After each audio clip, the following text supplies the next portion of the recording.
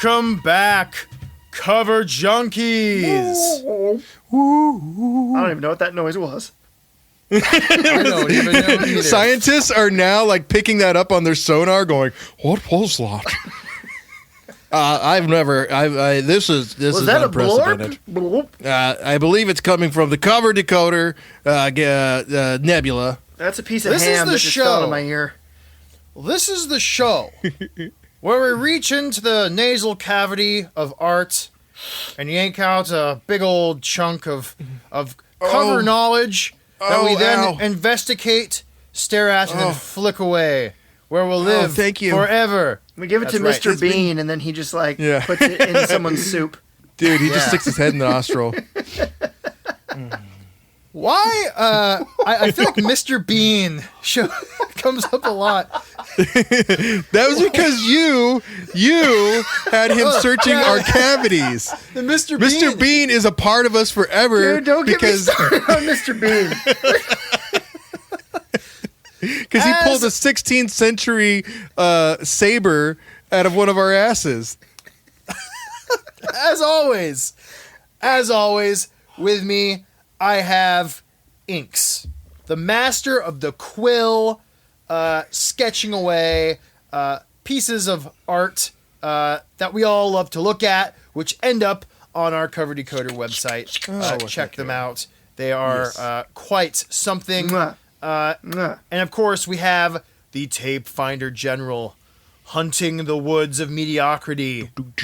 If he finds you, he will grab you by the neck and force you to stare at beautiful cover art until your eyes bleed. That's my tape call. Tape Finder! And then the tapes come. Yeah. That's right.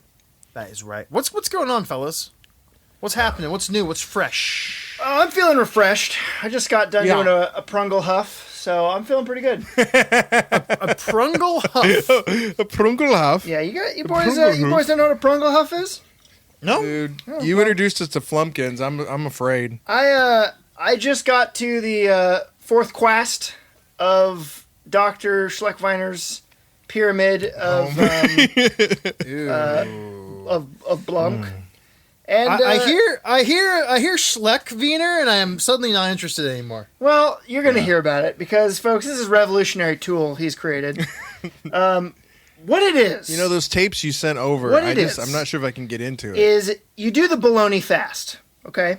Okay. You do the bologna fast, and after you're done, after you have purified the pink loaf from your bowels. So just so I'm clear, yes, bologna fast is nothing but bologna. But liquid bologna. Liquid bologna. Liquid bologna. Oh, okay. Liquid bologna. You reduce it in a pot for about 10 hours, and then you just drink what's left. Okay. So is Schlechtweiner on YouTube? Can we just get this on YouTube? Nope. Or This is There's a rebate pamphlet, and then you can get your first quamph, as it's called, for free. The quamph. The quamph. Anyway, so yeah, you do your bologna fast, and after that, you will be sent your own prungle container. Now, Milk Valley has their Prungles is a Pringle. It's a can of It's Pringles. Okay. Milk Valley, they don't sell Pringles. Extinct. They have Milk Valley is a unique place in that they create their own food items. When you go to Milk Valley, you are your home.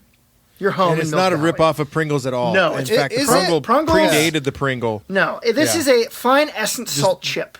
It's a salt crisp. A salt crisp. It's a salt crisp. It true that salt crisp? Is it true? Criff Holloway ended up with Schleck Wiener. Is that what I hear right? I'm not allowed to. He was advertising the Pringle followers on late night, I believe. of Schwem, but other to say that there have been songs, there have been hymns sung, and they are creamy.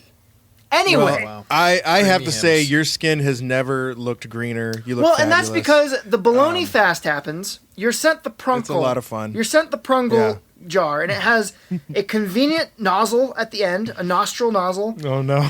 With a twist top, nostril-shaped nozzle, and it's got I guess it goes with the theme of our episode. A little so far. hose with a little rubber stopper. And what you do is, after you've enlightened your bowels with liquid bologna, you then eat the entire salt crisp container. Every crisp. Everyone. Crisp. Everyone, you eat the entire container. You say it though. Salt crisp. Your body is now filled with the salt crisp.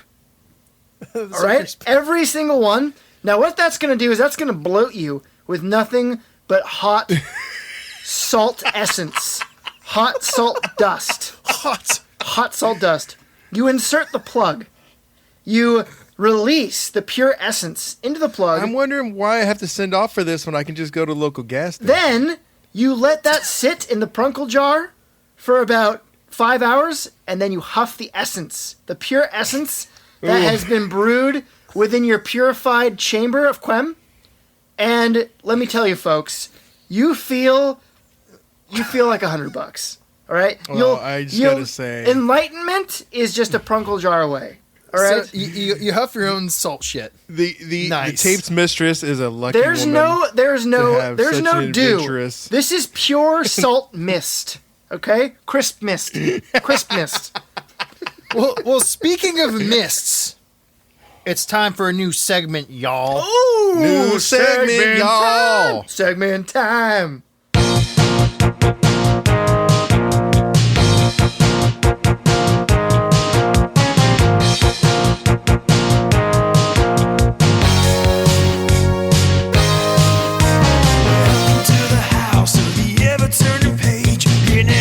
Outside, even on a sunny day, deciphering the cover, deciphering the words. Is this book a diamond? Is this book a turn?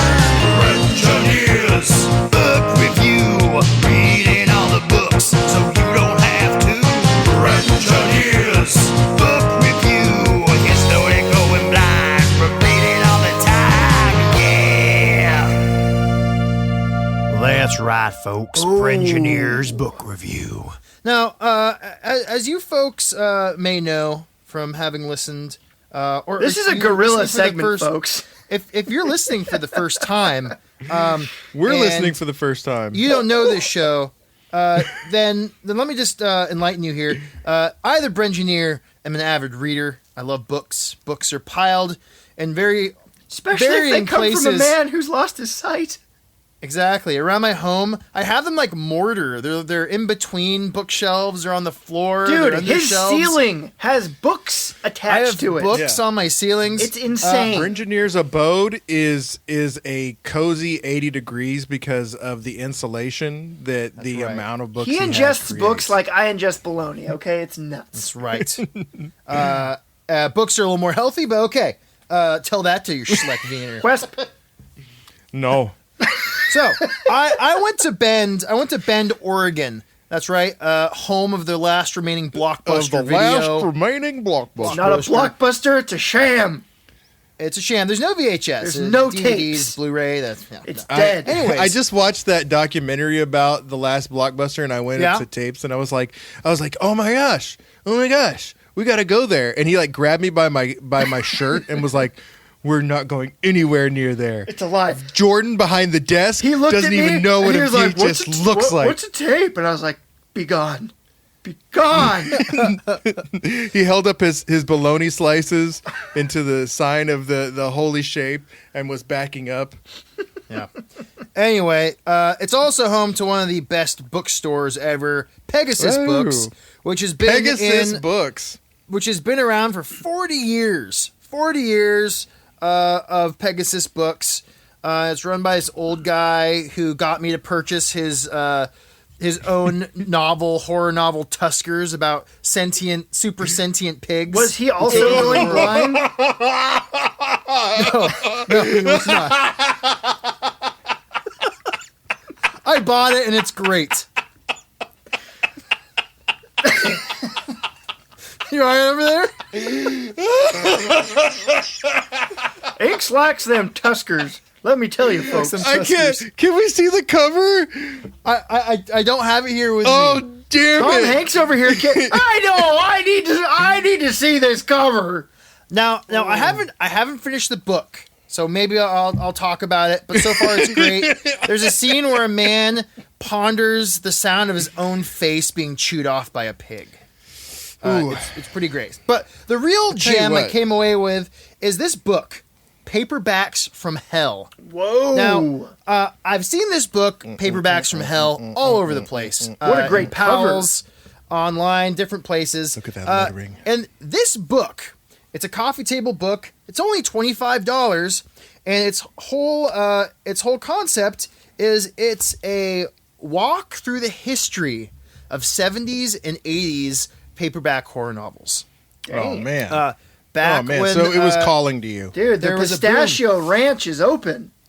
That's right. And we've got sections about evil children, books That's the about worst. Satan, books about killer rabbits. For example, this book here called The Foley, as you can see. What is with horror authors and trying to pick obscure animals to become rabid? Killer rat. Dude, the scariest thing to me frogs. is the evil babies. I don't like we the need evil something babies. new, there's Dan. evil baby Killer stories in here. sparrows. There's one in here called The Predators, which is about a Kodiak bear and a great white shark I thought it was battling there's a it different out. book, same title, but it's about, So this is just the this sci-fi book- book.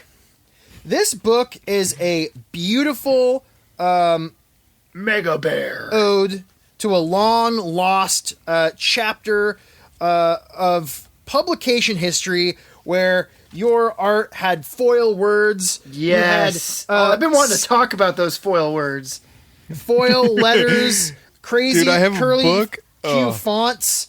You've got a book called The Berserker with a man, half baboon, wielding an axe on the cover. the Babzerker. You've got killer rock stars. You've got man-eating pigs. You've got babies turning into cats. You've got killer everything. Everything that could kill you is in Killer these books. pants. And this book is written by Grady Hendrix, who wrote My Best Friend's Exorcism, which has one of the best packagings I've ever seen. It's packaged to look like an old VHS tape, and it even has photos from the quote-unquote movie on the back. Oh, that's great. His writing is witty. It's informative. He has no issues ruining each and every one of these books in here for you. Good. Divulging its ridiculousness. Because you're not going to find these books, because when I look up a lot of these, you're not going to pay $60 for a Oh, crappy you're not old going to paperback. pay $60 for that. Oh, come on. You're simply Come not on. going to do that. And in fact, since we're all doing those voices, Tom Hanks voices, there's a mazes and monsters section. Yes! So that's it, folks. That's the Brengineer Book Club Paperbacks from Hell. $25. It's a bargain. It's full of beautiful, beautiful, nostalgic pictures of horror novels in all their foil lettered glory. Check it out. Engineers Book Club. Brengineer's book. Now, what are we here for, friends? We're here for the box. We're here to What's stick in a the hand What's in the box, into man? things. What's in the We're box? here to enter the great unknown that is the soggy cardboardy Detective. flaps. Oh, man. Detective. What's in the box? We haven't Open looked, the box. We haven't looked at the box in a while. Dude, sometimes you gotta stare at the box. And this is We what haven't we seen need to do. we haven't seen Gwyneth Paltrow's severed head in quite a few moons. Hey, it could have been another blonde. Maybe it was Meg Ryan's head. You never see Could inside have the been box. Kevin Spacey's penis. It could have been. He was kind of into that stuff. The surprise twist is Kevin Spacey's penis is actually Gwyneth Paltrow. Yeah.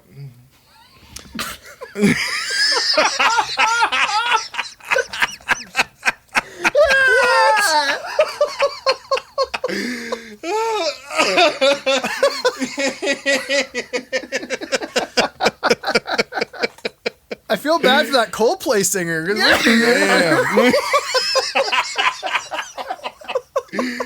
Why is Kevin Spacey always around? Yeah. Oh yeah, folks, we're here. Hey. We're here to open the folds of the box. If you're new, if you're new to the show, flap. what you need to know is that this segment, we don't know what's in there. We've each don't picked know. something. We've placed it in randomly. In this case, the digital box. We know what our own stuff is, but we Right. don't know what's coming at us. And we don't know what's going to get pulled, folks. So these are a little looser. They're a little more pew, pew, pew, pew. Who shot first? And we're just going to reach in and pull out a little cover magic. So, Brengineer, you kick this thing off. Why don't you go ahead and pick the first? Go inside the box. Put your hand in the box. Which one do I pull out here? Which one? You choose. You choose. Okay, I'm going to push this one. Oh, boy. Oh, what do we got here? What do we got? I It's see- 65 I see million Bradley BC. Looking The at Kevin last Spacey. survivors of a distant planet have dinosaurs. escaped to Earth. Oh, Pursued by Brengineer, you evil have chosen Rudolph. well, my friend. You Oh. have chosen well because I'm going to take you on a journey. Time when dinosaurs walk the earth. That's right, folks. I want to talk about Dino Riders because a little while back I asked my mates, what would you resurrect from your childhood? What object, what toy? I'm not going to say, because it's on Patreon, the item that Tapes brought up, but it charged my mind into thinking about these toys that I actually never got to own because they were a little bit before my time. But let me take you back. We got slide 2 These are here. incredible. I want to own all of these. Dude, is I this, want too. to own is this them. another In fact, rip off of a classic dino art that they then put stuff on? No. You got to go on this no, journey. Get ready. I'm going on eBay right now. You're not going to find it, son. Well, you might find it, but it's hundreds of dollars. And if you go into Red, White, and Garbage or whatever, Red, White, what's and the Cum. place? Red, White, and Cummy. Yep. The secondhand it. store that you That's went the to. one. Anyways, if you find these toys, snatch them up, hold them close, and don't let anybody rip them from your paws. So, just real quick here, the year is 1988. There is no Jurassic Park. There's no Walking with Dinosaurs. No. The best thing we have has been created by Ray Harryhausen and Phil Tippett. There is a desire. These are scaly There is a boys. hunger No for feds. dinosaurs. The youth of America demands dinosaurs, or at least little baby inks did. And Tyco Toys, now owned by Mattel, but at the time their own company, knows just what to give them. So here, first slide, we've got dinosaurs in a prehistoric landscape, and when you click to slide 3, boom! Whoa! Do you like dinos? Do you like guns? They're Damn. covered in alien armor. Aliens from outer space, the Valorians, chased by the evil Rulons, land on prehistoric Earth, and the first thing they do is they find the local fauna and they gear them up. Dude, everything what better had to do with a everything had a dinosaur? backstory, had like an in-depth. Everything came with like a pamphlet. You had characters. Yes. Dude. Yes. Look at this. Well, art. and- Amazing. Look at the guy on the freaking. Look at the guy riding on the pterodactyl. Dropping Yes, that's bombs. Youngstar. Just for everyone's, just in case anyone has extra $400 lying around, you can buy a boxed complete Triceratops box set. Don't tempt me, Frodo. For $400. Frodo. Don't complete. tempt me, Frodo. I would buy this toy out of a will to do good. If you click down to slide 4, we're going to give you a little taste. There's a little trailer going on. Oh, of trailer. Oh, yes. Of the toys. I'm Okay. watching. Now, there watching. was a TV show that was released to promote these toys, kind of pulling a He-Man. We're not going to really talk about the TV show I want to tonight. watch this. You will watch this. You can watch them on YouTube. But Oh, go ahead yes. and It's so watch good. this little Yeah, trailer. I'm pressing play. Each sold separately. Oh, dude, Each sold separately, dude, and they always had them in this amazing terrain with like boulders falling on top of them. Yeah, rocks falling down in the commercials. Are you kidding me? And if we go down to slide 5, here is a box. This is the big boy. This was in series 1 that came out in 1988. This is the T-Rex with the evil Ruleons riding on his back, on his chest. He's not just a mount, he is a battle station. Or just so you're aware, whatever this real Tyrannosaurus quick, is. Just so you're aware, there are 36 full episodes on YouTube you can watch for free. Yeah, for free. Just so you know. You can understand Rulian politics and the complex betrayal of the Galactic Federation that led them to then ride dinosaurs into battle. Yeah. Well, it's important to note that the Ruleons, the toys that came for the Ruleons, they came with traps because the Ruleons would what they would do actually is they would enslave the dinosaurs. Very risky, very bad. Dinosaur rights. They would enslave the dinosaurs. And they would put what is called brain boxes on them to control them. Yes. Whereas the Valorians would use their telepathic hippie speak to befriend the dinosaurs and convince them to kill their brothers and sisters. So as you do. Okay, I need someone to explain this box, please. Okay. First of all, there's one thing you should note. This is the perfect love child between Inks and Engineer. All right. Yeah. We've got dinosaurs and aliens. We've got big old chunky dino riders in beautiful 80s font that could easily be on an 80s metal cover. And then you have a pterodactyl with, again, probably my favorite, the dude sitting in the pterodactyl seat with the laser guns blasting the Death Star Tyrannosaurus that is the Ruleon Battlesaur covered in armor. Think MechWarrior, but just with flesh. And he is looking evil. He's got some green. He's a scaly boy. There are lasers. There is fire. Behind him, there is a volcano seething with lava. There are two volcanoes. Yes, there are two. Well, you're right. 2 volcanoes erupting, and there's a plasma. Eruption. There's a green plasma blast shooting back to the dome of a Triceratops who's decked out with lasers and missiles, and he is just trying to take out the other flank of this T-Rex, but he's having a hell of a time. Now, that's just the tip of the iceberg. Yes. It's brown. This is so brown. It is just a hot poo-poo brown with a little bit of yellow and red. There's a lot of chamber pot going on here. There's a lot of brown, and there's quite a bit of yellow too.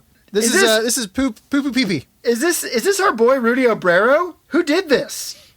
Well, I will talk to you about that in just a moment. Oh, we're coming back? Okay. There's a mystery. Okay. This is motorized walking action.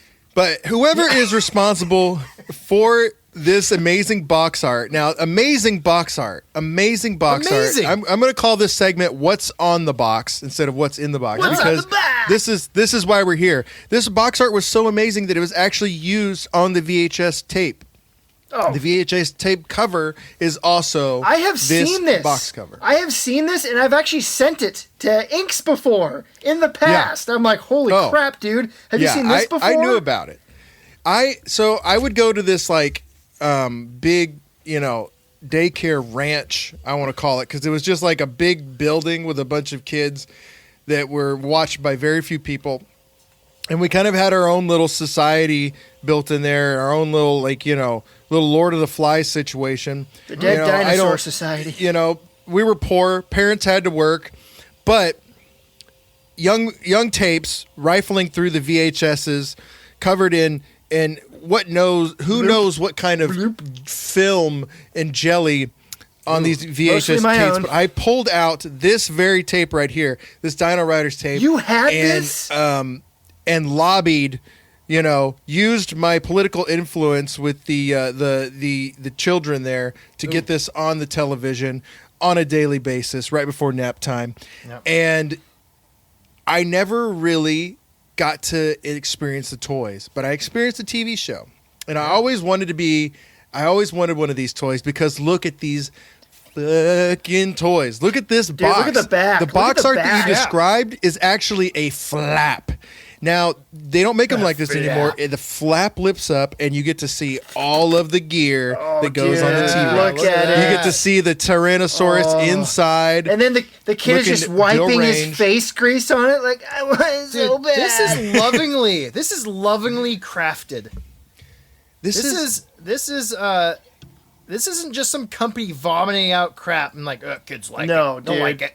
No, this is lovingly crafted toys. They were trying to build a world that was on the level of He-Man. I mean, He-Man definitely paved the way for this kind of marketing and thinking. For sure, dude. And, I'm getting toys, serious Battle Cat vibes here. Yeah. I don't know. Well, one of the things is the very few dinosaur toys you could get was the one where He-Man's riding the Triceratops and Skeletor's riding, I think, a T-Rex. I could have it backwards. But those were like one of the very few, but they took off. Kids were hungry for it. But I don't know why toys aren't like this anymore. I don't know. Maybe it's just too the attention span's not there. Kids don't want to have bits. They don't want to have a lot of stuff that you have to put together. Money in it. Press the action button. Yeah. It shoots out. You have to get. Yeah, they want adults virtual want love. the stuff. There are Instagrammers. There are Instagrammers making these toys, making things like this for adults. Yeah, Todd McFarlane still makes buying toys. them. Kids, they want the next stupid bunny nose filter on their phone. Yeah. Or, whatever stoopy dum-dum thing they're into now. These stupid kids. Yeah. Let's get a filter where you, get dinosaur armor. No. Well, you asked who is responsible for this artwork. Who is the man or woman who brought us these luscious landscapes? Well, I couldn't find the artist. I could not find the artist to this illustrious. I even ended up on certain irreputable. Are you getting into the dino porn again? Yeah, we told you, what I do on my time is me. But irreputable forums. And this guy was actually saying, hey, my name is Justin. I did some artwork for Tycho. Is anybody interested in some Dino Rider stuff? And the trail went cold. Now, if you know me, I have these pieces of artwork on my computer as my background. Yeah, and I'm staring at it most people have a secret folder that's filled with weird porn. Inks' weird folder is filled with dinosaur art. Yeah. Listen. Which is also weird porn. I am very fortunate to have found people that love me. And cavemen. Oh, baby. I'm telling you. This is only beginning, folks. I'm sorry that it's always the prehistoric hour with inks, but I've got to bring you what I love. So I'm staring at this painting, and I see right over the tail Ken Smith. Yes, Ken Smith. Who is Ken Smith? I search manically for the one that they called Ken Smith. Did you try Ron Smith? Ooh, is Ken short for Ron? No, but that could be an R. Sometimes, I mean, it definitely looks like a K, but sometimes the letters are wrong. I got that with Rudy Obrero. There is a Ken Smith artist who does fine art, and a lot of times you see these guys that's probably him. Who do art for money later on, do what they want to do. Yeah. But again, I went on the forum and I was going to ask him if he was the same Ken Smith, and he'd been asked that 1,000,000 times already. Oh, It was not him. It was not him. So this is an unsolved mystery, folks. I've got slide 7. Here is another shot of the Ken Smith. If you're wondering if dude, that's I like this one even better more. Shot. Lush, lush. My mouth, hubba bubba. Why don't you tell me about this environment? All right, for engineer, that holds you go. The second Ken Smith signature. This is some juice. We just flushed that Tyrannosaurus down the toilet, and this is what's his refreshed. This is no longer chamber pot. This is after you use the chamber pot and you've gone down the hall to the bidet. You waddle down there, with your cheeks open. You I waddle wanna down know to what love to the bidet room, and you're looking at your jungle wallpaper as your butthole is spread out. This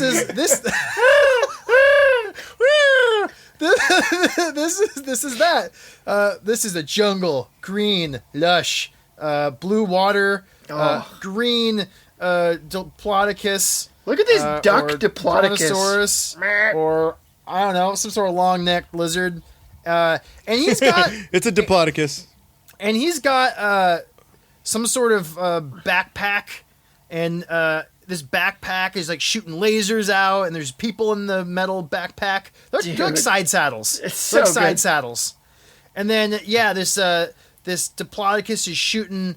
It says Diplodocus in the box. Everything he's has shooting lasers. Everything's just lasers. And These are aliens. Oh, he's shooting a Triceratops. He's shooting a Brachius, or what is that? Pteranodon.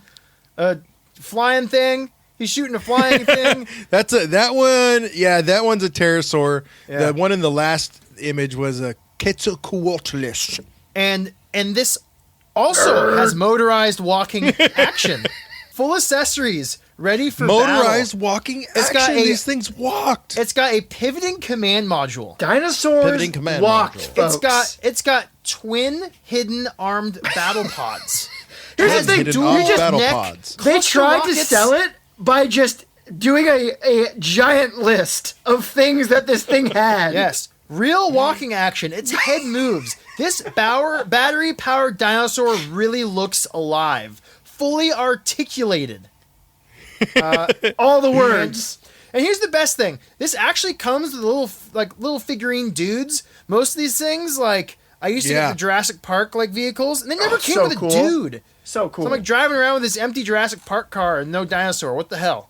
These dudes were pretty small. It was hard for them to get the detail they wanted on their faces and stuff because they wanted to make them small in order to make the dinosaurs. Well, yeah, because no one gives a shit because they just want the dinosaurs to go brah, brah, brah. Well, I mean, some of the Ruleons look pretty cool. Like this one here. Remember this guy? This is Hammerhead. He's riding a monoclonius bow. Yeah, I had that once in high school. It was rough. But remember this dinosaur and this guy because they show up quite a bit. So let's go down. Here is another piece. I don't know if this is Ken Smith, but I found it on some old archives, and I pulled this up because I want to talk about what he used to paint it, or what he might have used. I'm look gonna at this. guess gouache. This looks gouache. Wow. to me. It looks the gouache last to one. me too. Yeah, I think you're probably right. Slide 8 and slide 9. Slide 8 is the actual painting for the Diplodocus. I love scene. how lazy it is. It's so lazy. Dude, This is so lazy. I love it. This is a guy trying to make a buck. I mean, he doesn't even cover the whole canvas. It looks like it was painted on a pizza box. Yeah, it's like he got or cardboard. He finished his dominoes. Tried to wipe the grease off of it as much as he could, and then he only paints. Dude, just the but it's interior beautiful. part. Oh, look at these gorgeous. leaves. Look at this waterfall. Look, I'm thinking folks. he's using gouache. I'm guessing gouache, especially the Deinonychus one here, which this dinosaur is actually called a Deinonychus. This is before Jurassic Park. Before Jurassic Park made all the cool dinosaurs just raptors. They turned all the cool dinosaurs into velociraptors.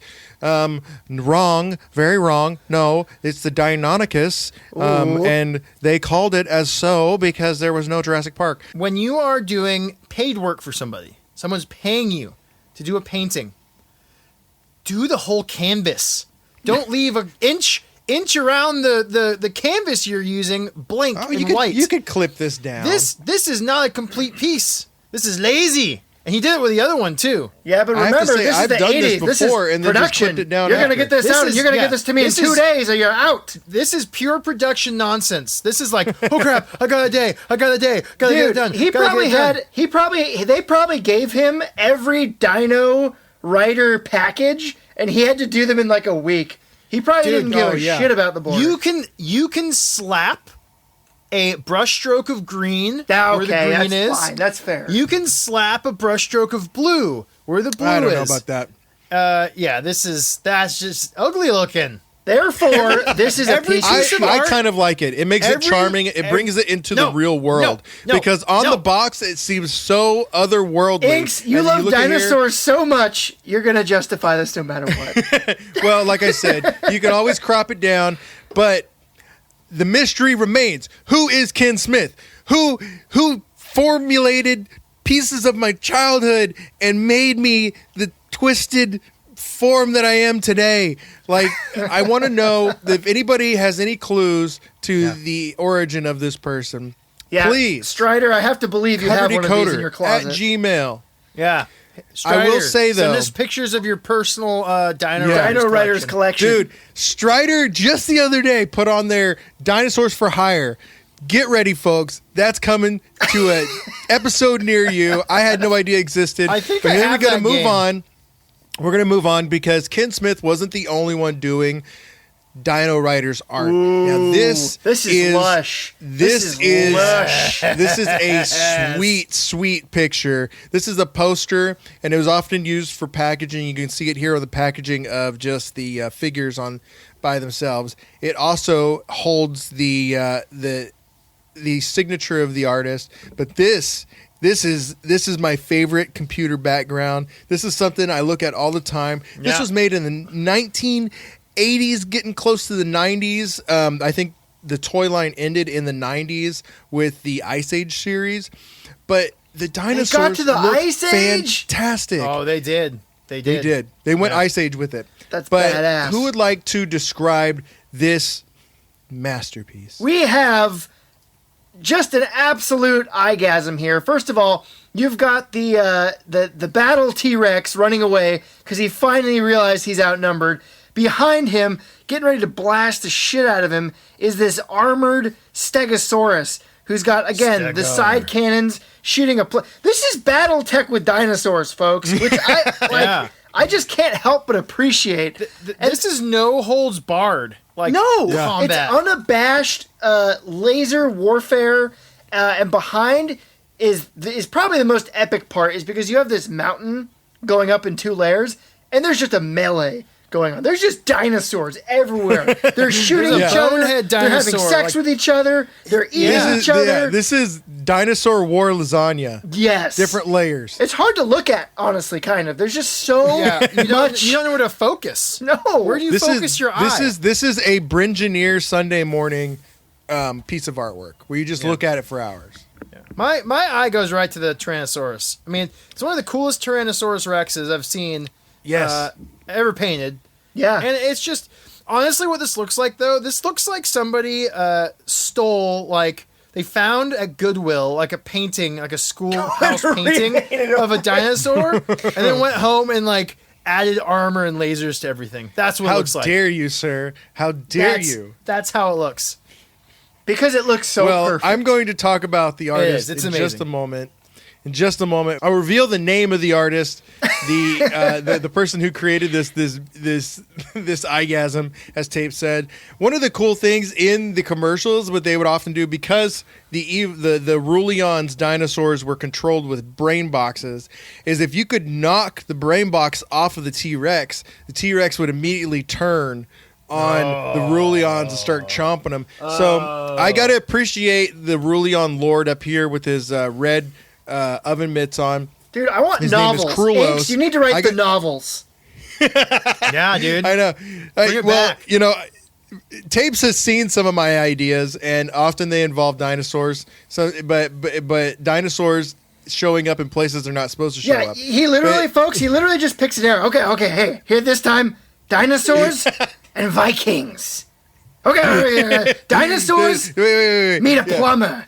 Damn it, that's dinosaurs. Mario. It's the set of a 1990s porno. It's a good idea. And here comes a dinosaur with a huge raging hard on. Yeah. Well, actually, they would have cloacas. Eggs on the floor. But I've got to appreciate the Krulos, the Rulion leader here, basically writing a nuclear bomb. Because as soon as that brain box gets knocked off, you're done deal. Done. Yeah. So remember I told you to remember that the Monoclonus and the Hammerhead Rider. Now this painting was not done by Ken Smith, or at least I don't believe it was done by Ken Smith, because the artist who is responsible for this piece of artwork is also responsible for the next piece of artwork on slide 12.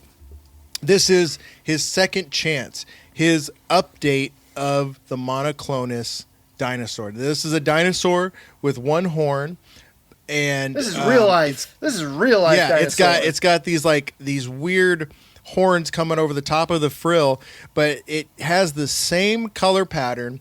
And he was asked to do an updated version for the Beasts of the Mesozoic toy line, which these are $50 a piece figurines of ceratopsians and raptors, and they look fantastic. This is what you get. I love this the is what colors you get on this Uncle thing. Inks for his birthday. Now this artwork was done.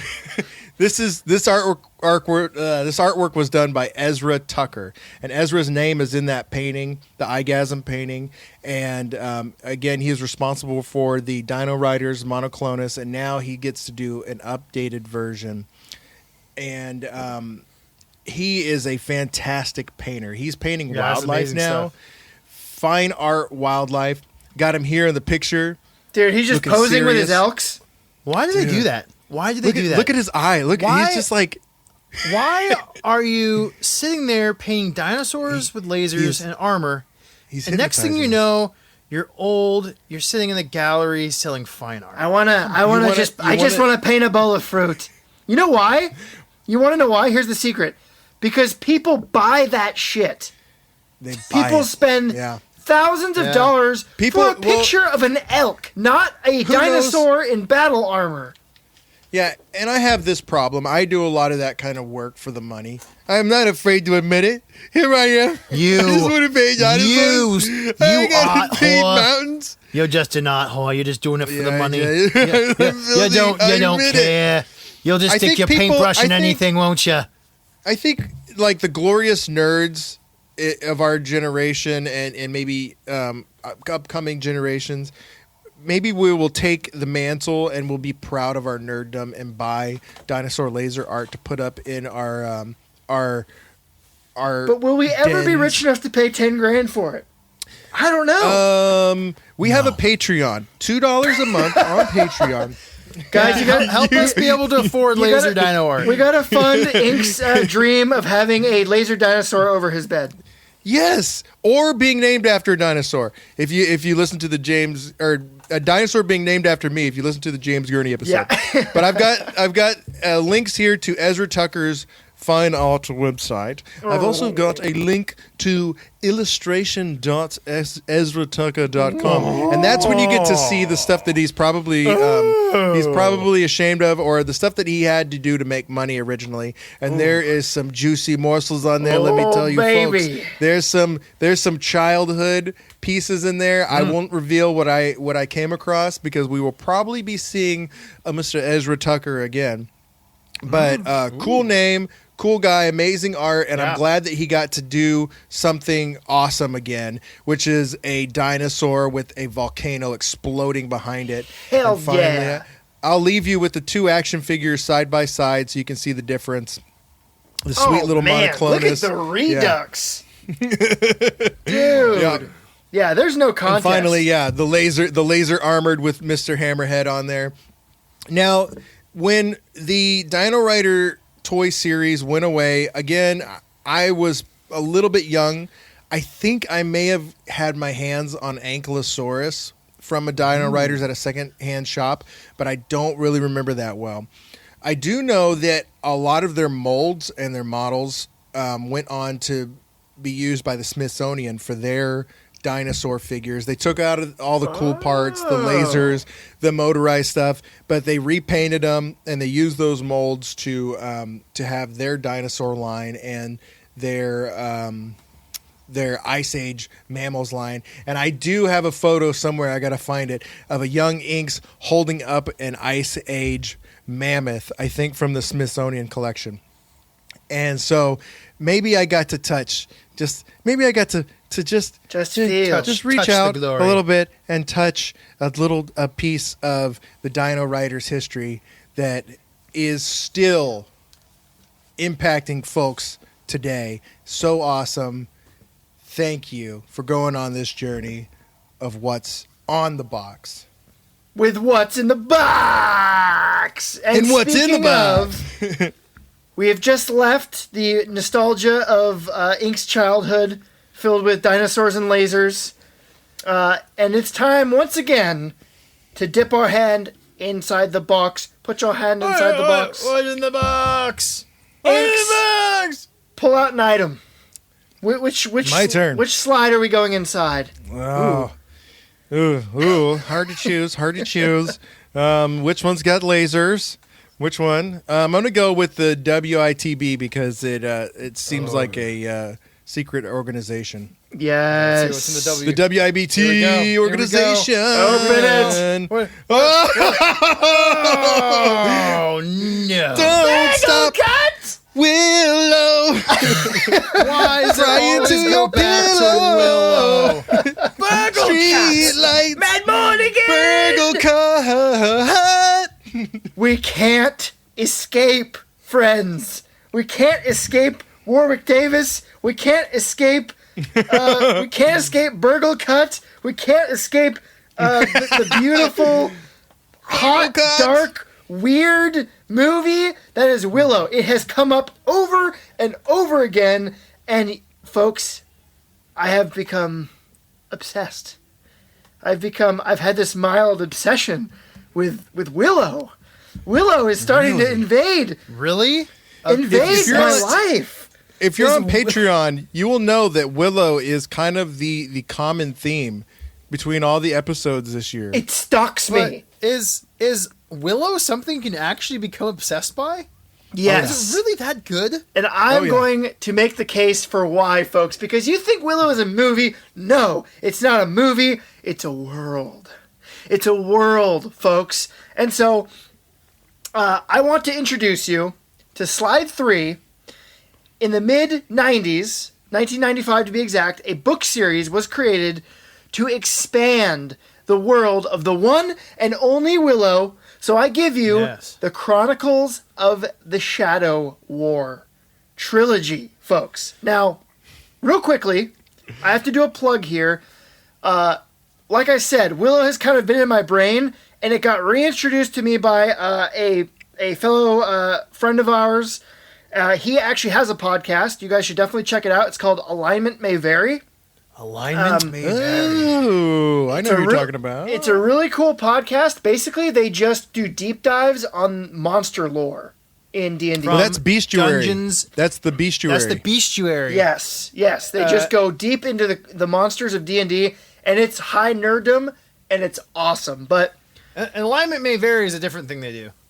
But it's still It's D&D. all under that umbrella. it's under that Still- umbrella. it's Yeah, all if you under go to that umbrella, Alignment May Vary, you'll find all their stuff.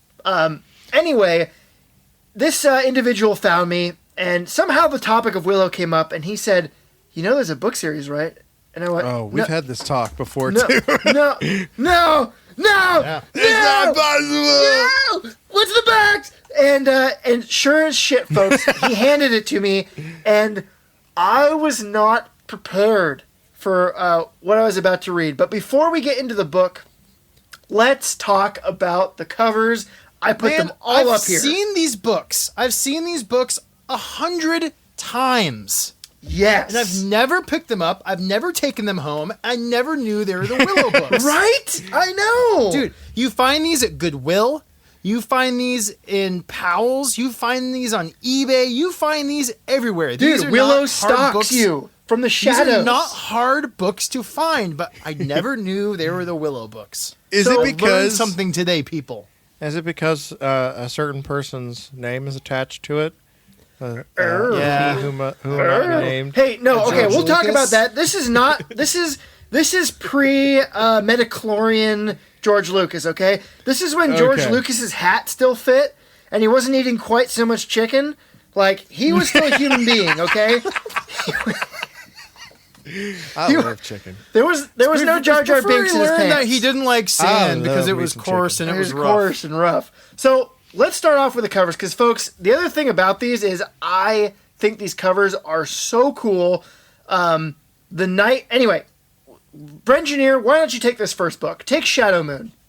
Okay. Here we go. So, the book's background is white, which I really like in this case. Yes. A lot of times, I think it's a little lazy when they do it. And occasionally, it looks bad, like it's unfinished.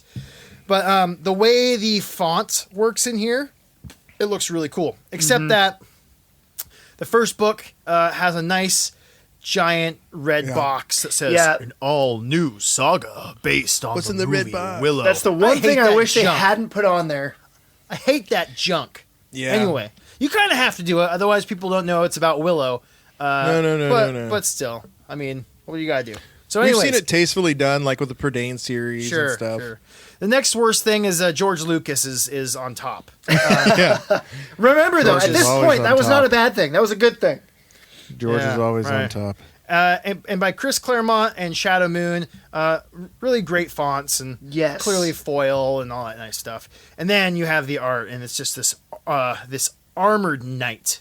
This is such an awesome knight. Such an awesome knight, and he's in black armor. Everything's black and gray. He's got chainmail and pauldrons and helmets, and he's holding Look his at giant his sword. Oh, his sword is awesome. Sword Huge. looks like that sword looks like it weighs 500 pounds.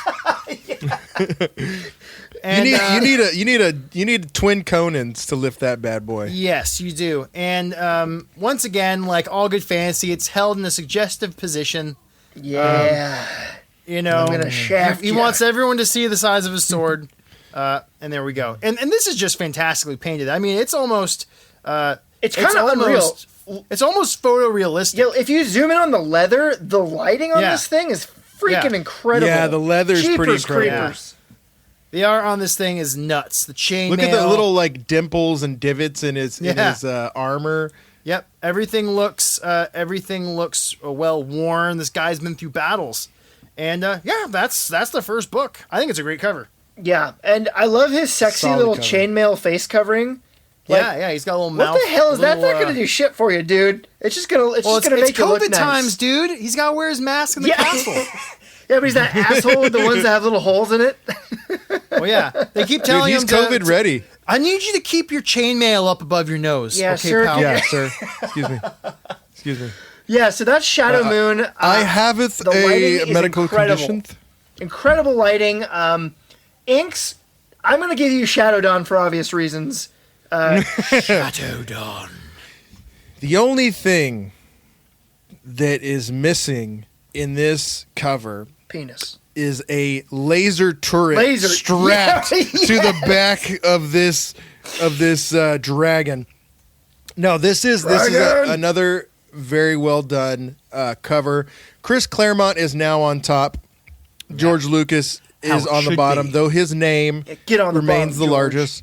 I gotta say largest. And they're not so prominent because we have a glistening, rippling golden dragon. This is the Arnold Schwarzenegger of dragons. Pulsing with reptilian jelly. You're asking where the penis was? The dragon is the penis. The dragon. The tendrils are coming off of its neck, and I believe, let me zoom in here, its eyes are closed. No, it's got red, glowing eyes. This is an angry red boy. glowing eyes. It almost doesn't look like dragon. it's a flyer. Like, it almost looks like it's just crouching, like getting ready to stand up and flex. Yeah, it did. Yeah, he does not. He's like, yeah, I used to fly, but then I started benching like 4,000 pounds, and I just gave it up for my, for my arms. One of the things, real quick, Inks, and folks, that I really appreciate about specifically the anatomy of this dragon too is lots of times, like the dragon's head is so long and big, and its arms are so tiny. You're like, how the hell does this thing fly? This thing has super powerful arms and chest and back, and its head is actually a little bit smaller. So it actually looks like a dragon that makes sense, which I appreciate. Yeah, it's pretty cool. This one, it looks a little bit humanistic to me, like it's a human body with a dragon head on it. But I still appreciate it. I still love it. I think it looks great. That's the best part about painting a dragon is you can do whatever you want. We don't know what they look like. Yeah. They're made up creatures, so you can't judge what a dragon looks like. Yeah, Smaug had hair. I don't know how reptiles have hair, but he's got hair and he can smell your air.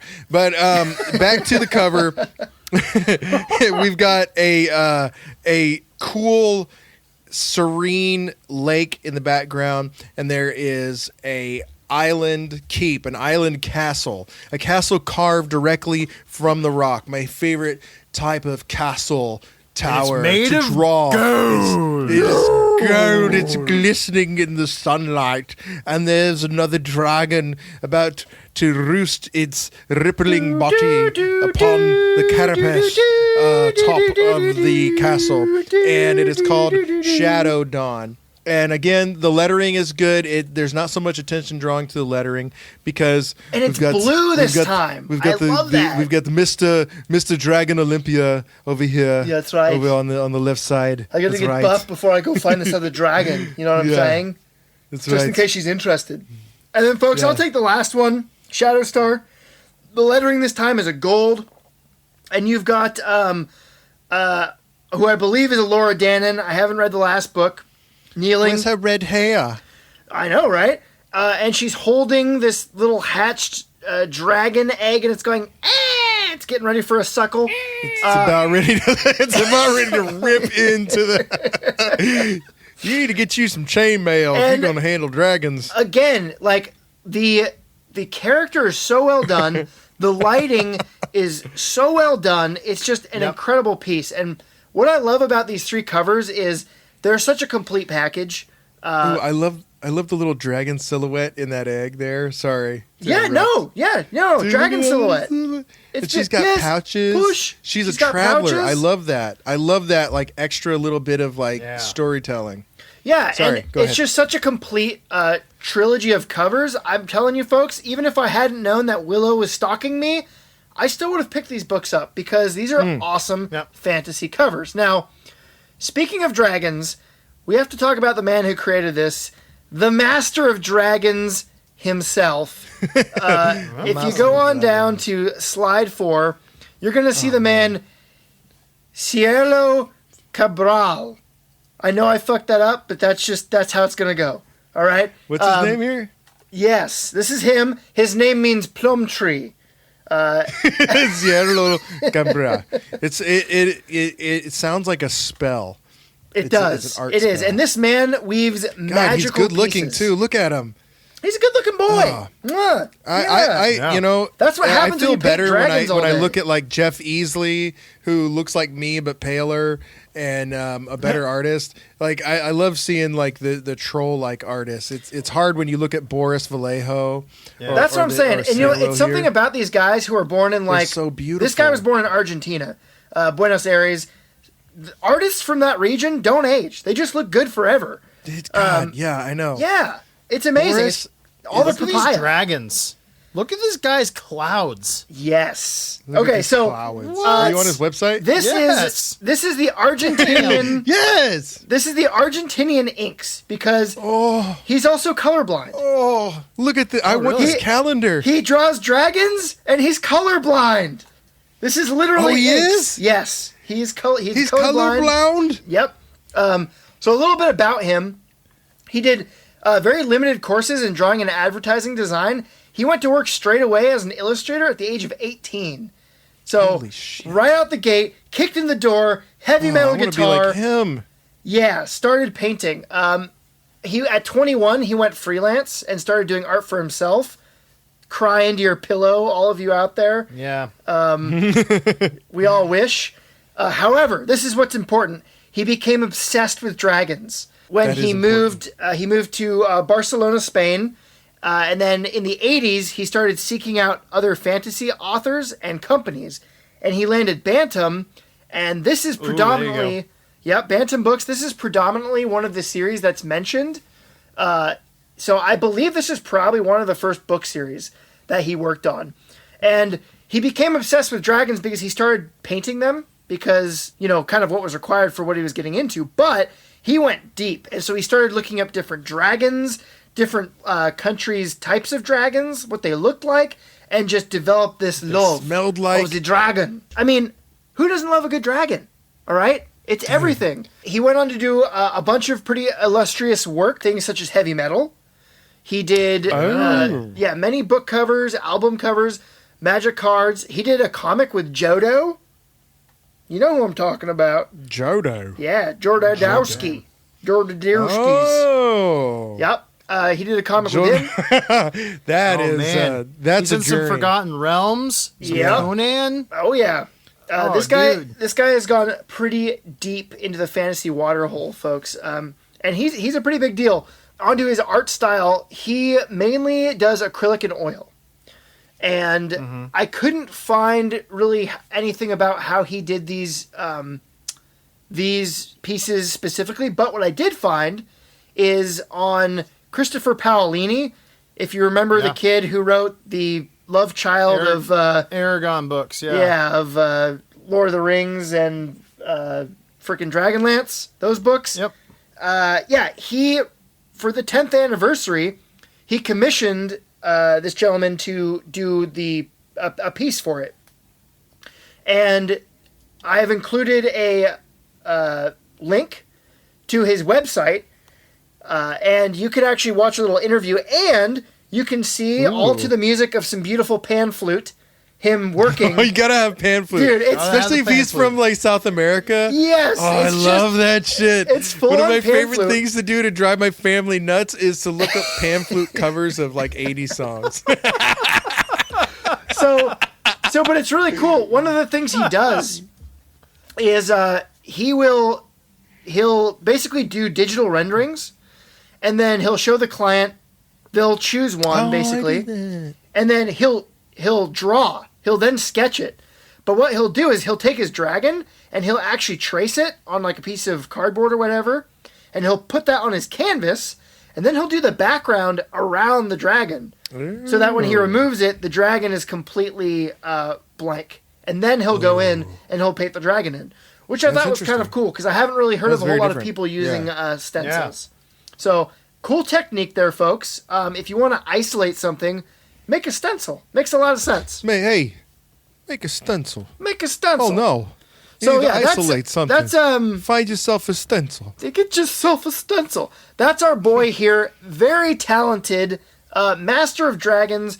Go on his website and check out all his stuff. It's basically all real dragons. good. It's so good. He's written it's a good afternoon, folks. 5 books that are just filled with different types of dragons that after you look at for about 30 minutes will all start looking exactly the same. Because that's what happens when you do dragon art. There's different things. They all start to look the same.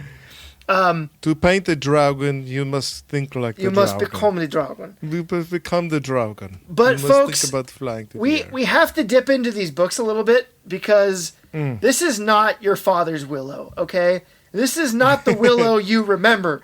And to create this vision, Lucas signed up with Chris Claremont. Now, if you're an 80s fan of comics, you'll probably know Chris Claremont as the man who basically saved X-Men and made X-Men what it is. Yeah, he is responsible for the most successful, impactful arcs of X-Men. In fact, when he signed on, they gave him the X-Men because none of the other Marvel writers wanted to touch the series. They're like, no, X-Men is so good. Yeah, no, he There's made so it many good. things you can talk about. They're like, no, man, that's gonna fail so hard. And he took it, and he basically is credited for giving superheroes adult themes, making them thematic, giving them personalities. Dude, Naked Wolverine is such an easy story tool. Yeah, one of the arcs he did was the Wolverine. He did the Dark Phoenix saga. Really? Yep. He did Days of Future Past. He created. He did the first creations of the New Mutants and Excalibur, which I have a bunch of the early Excalibur stuff. So this guy is an X-Men legend. 17 years. So this guy made the bedrock upon what X-Men currently sits on. Yes, Yeah, that is true. correct. That's very good point. And his writing style, folks, is insane. So just so you know, if you don't want spoilers, stop right here, skip ahead to our last What's in the Box, because I'm about to spoil some stuff. George Lucas. Spoil him. George Lucas and Chris Claremont got together and they sat down for 8 hours. And George Lucas basically just diarrheaed about his vision for Willow. What if they had? What if Willow shot first? Becomes probably the mayor of the town. That's right. And so basically, after getting this 8-hour diatribe, Chris Claremont spent the next 3 years writing the Willow spin-off series. One of their things, though, is they wanted to draw a line in the sand and separate the movies from the books entirely. And how they did that is in the first 50 pages, almost every single character you know dies. Oh, even the brownies? Dude, Willow bangs. He gets on a dream dragon. He meets Mad Mardigan and Sorsha. It fast forwards 13 years. Everyone is dead.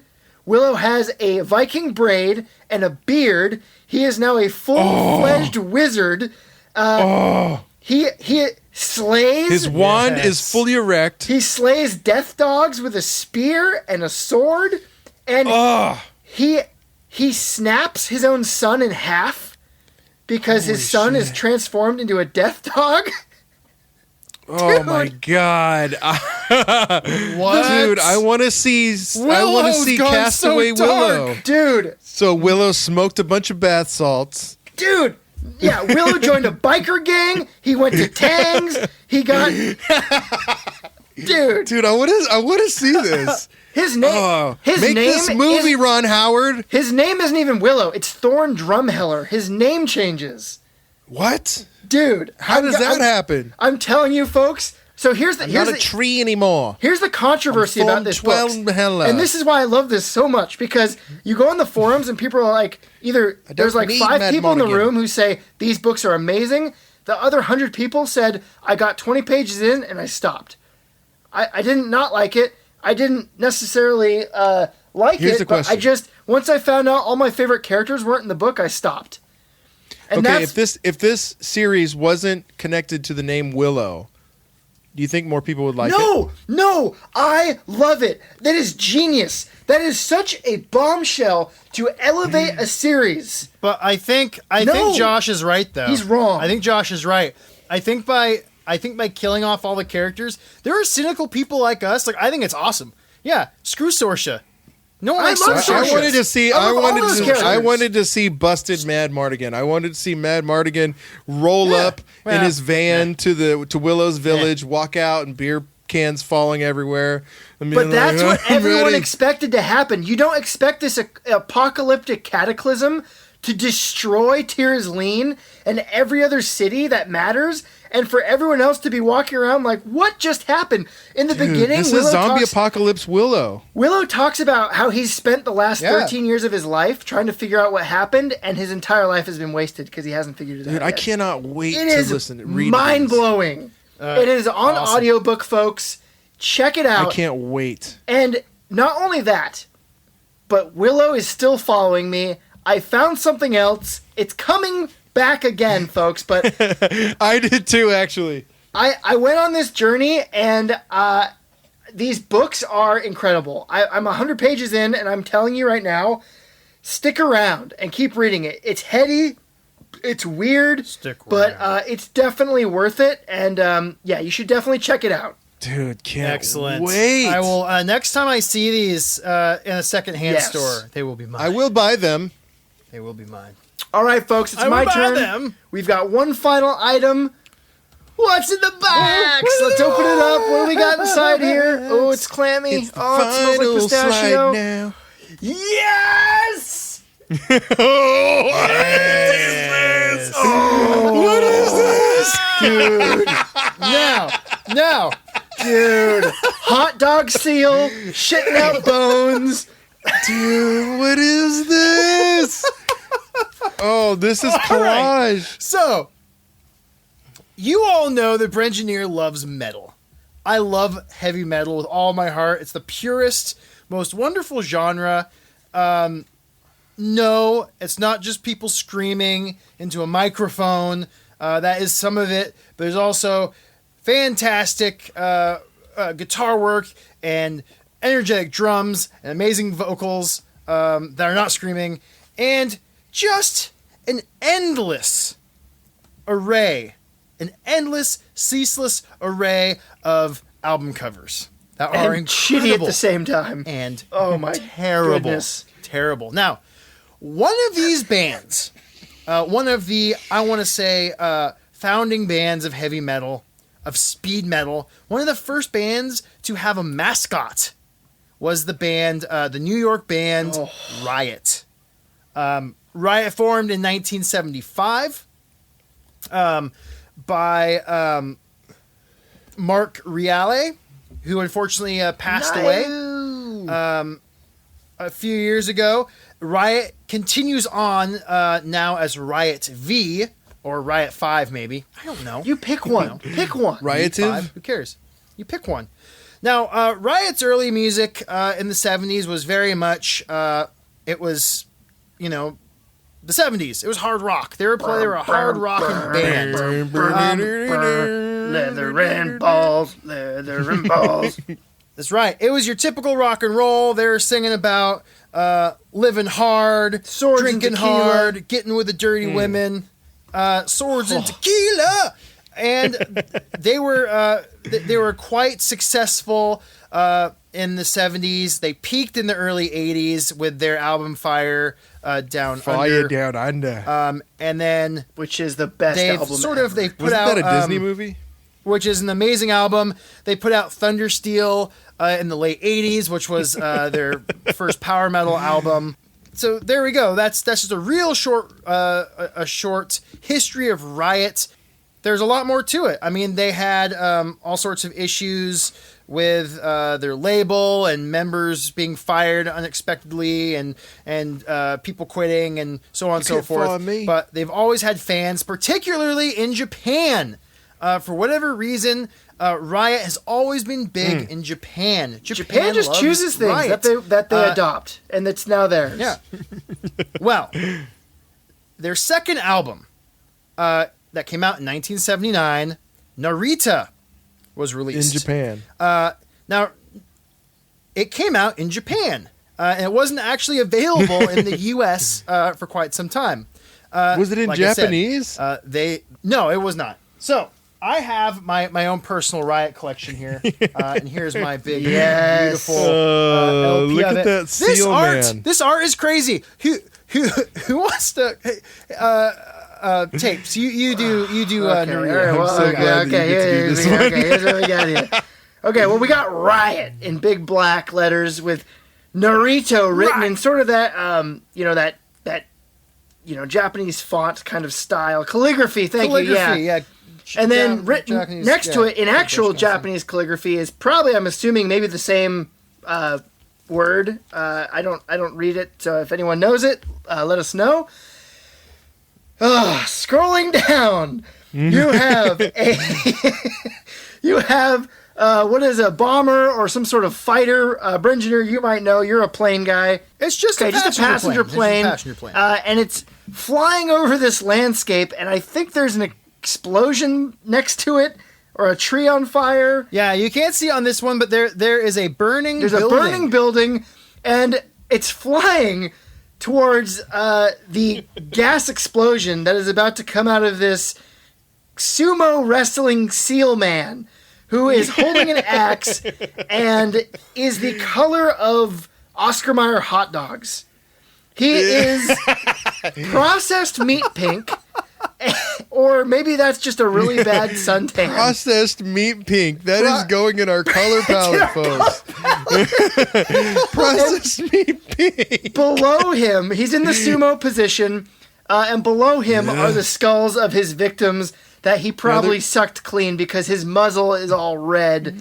And They're laying it on thick for the Japanese market. this is just a disgusting cover. It is so beautiful, and I love it. Oh, and don't forget Mount that's Fuji. right. Mount in the Fuji very is back, like a little prominent in the pimple, is Mount background. Fuji.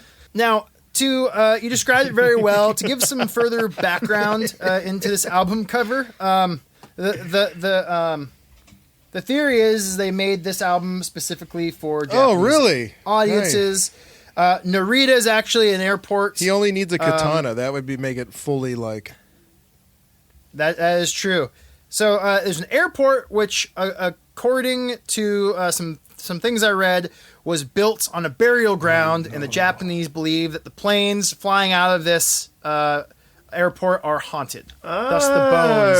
Little lore there. So, now I can't give you much more about this cover. According to the band members in the documentary I watched about it, they said there's no rhyme or reason behind it. The art is the art for their first 4 or 5 albums is by where is it? Stephen Weiss, and he does not exist on the internet. He does not exist. I'm not sure if I would attach attach my name to this one. Yeah, so I did these covers. Don't worry about it. I can't find a single thing. I cannot find a single thing. According to the band members, Johnny the Seal? That was just a weird thing. I guess one of the band members' girlfriends or something had this idea about a baby seal getting back at humanity for clubbing them or something. That's just so metal. And so they came up with the first album cover for Riot. If you look down here, Rock City was their first album. Here you get the first image of Johnny the Seal with a burning New York. He looks like he might have been clubbed once or twice. He clearly just killed a piss yellow naked man with his burned axe. his village. I think that might be a lady.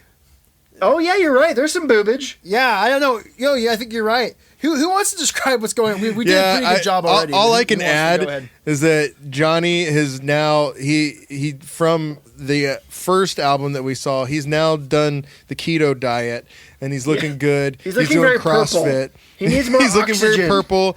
But Johnny the Seal is now on his way to a photo shoot for the Calvin Klein or whatever. And yeah, there's a burning city behind him and a very yellow, very dead woman. Yeah, it is a woman, but she's bald. I couldn't tell. And here's my personal vinyl. Rock City is a great album. It's got some great tracks on there. In this, inside the jacket is a picture of Mark Riale wearing a giant helmet that is of Johnny the Seal. A sealmet. So at one point they would, they put on a giant sealmet and play the songs. So yeah, there isn't really any clear genesis over Johnny the Seal. I was looking probably at carried the band for a long time just to have this cute death warrior. No, it turned a lot of people away from the band, and the band never really got the success they deserved. And I feel like it has something to do with Johnny the Seal. So Kerrang, who is they're a famous rock and roll heavy metal magazine from the UK, I believe, rated every metal mascot worst to best. Now they're more mascots. They're missing a whole lot of metal mascots on this list. It's not everyone, but at the very bottom, as the very worst, is Johnny the Riot Seal. Johnny. He is the worst. The top being Snaggletooth, the Motorhead War Boar, and of course second being Eddie from Iron Maiden. Easily. Well, they were probably just jealous of Johnny's lithe body and massive seal dork. His kill ratio. Yeah. Now, if we want to continue down, their most successful album was Fire Down Under. This is a great album. It's got their classic song, Such a Swords great and Tequila. All right, real quick, because I know, Mike, you're listening. I actually hand sewed a patch from this cover of Johnny the Seal with a sword and tequila bottle. Yep, and it's going to be on the slideshow, so you can see that because limited edition, folks. Be added in photo form. And then the last one I did on here, or I did a couple more, but Riot Born in America is simply the worst album cover ever made. Now he's just straight up wearing a diaper. Cool. Lettering's cool. Yeah. I like it. Great album, terrible album cover. And they didn't have many more after that. Now, Riot has quite a legacy. Like I said, of being a startup for metal bands. They're actually... A couple of their songs are included in the video game Brutal Legend. as you play Jack Black as an awesome roadie who is traveling through the metal lands in a strange hell.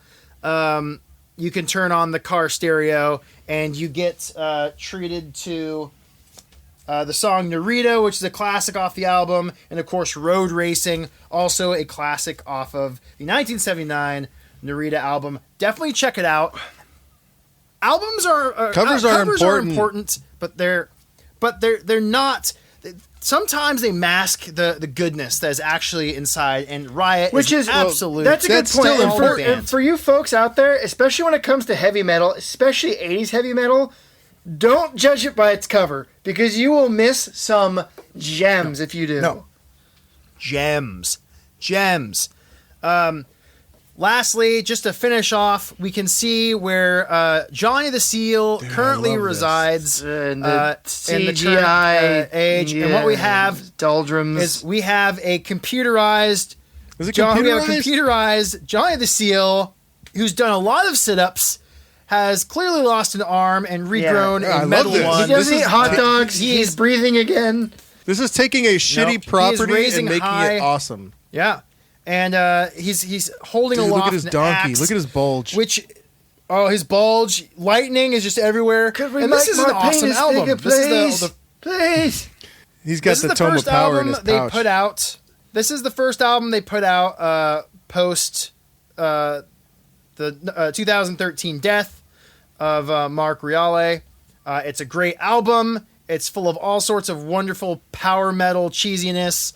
And then this newest one I have not seen yet. Yeah, so sometimes you gotta put the seal helmet on, the smellmet on. When you put your smellmet on. Who wants to describe this? Who wants to describe this? Okay. Johnny has picked up a manhole cover from the lost city that he is in front of. He is we just got back in from a Mad Maxian world.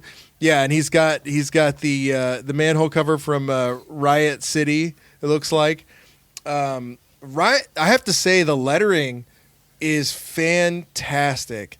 It's so cool. good. It's all right. It's got this like old, I don't know, this like old Englishy kind of flavor with this new, I don't know, I really like it. I think it's cool. I think it's very creative. I think whoever did this, you melded the old and the modern very well. It belongs on a JRPG to me. Yeah.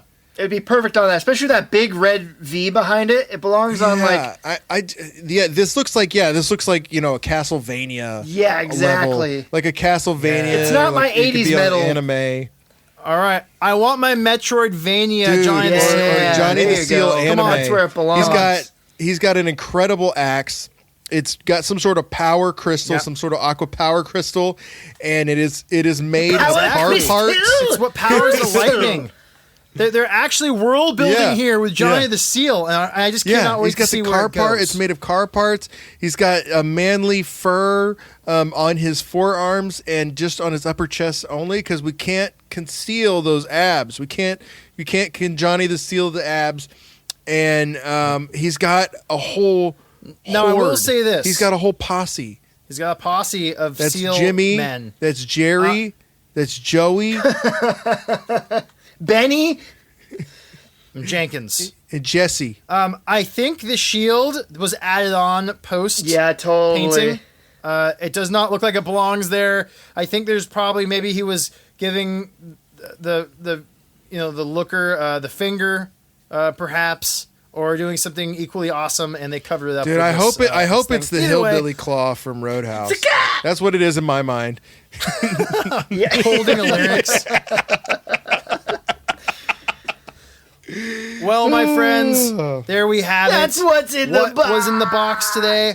What was in the box? Well, that was it. We've got Johnny the Seal. We've got awesome laser and armor dinos. Burglekutt! We've got from Burglekutt and the Willow books. Yes, Awesome, it's been fun, folks. We hope you've enjoyed it. Night. Whether you're new or old, please find us on Instagram at Cover Decoder. all sorts of Yes. cool stuff on there. Like So us, much fun follow on us, Instagram. please. We super appreciate it. Yeah. We are also on Facebook. If you guys want to find us on there and follow us, I'm trying to navigate it. I'm doing my best. trying. But please find us on there too and follow us if you're on the Facebooks. You can send us emails at coverdecoder@gmail.com. We will respond to you. Lots of people will send us covers, and we will do them in the show. Yeah. It's picking up. Yeah. Send us your Covers covers. are picking up. Covers. Send them. Speaking of covers, folks, we are running out of time for Matreon.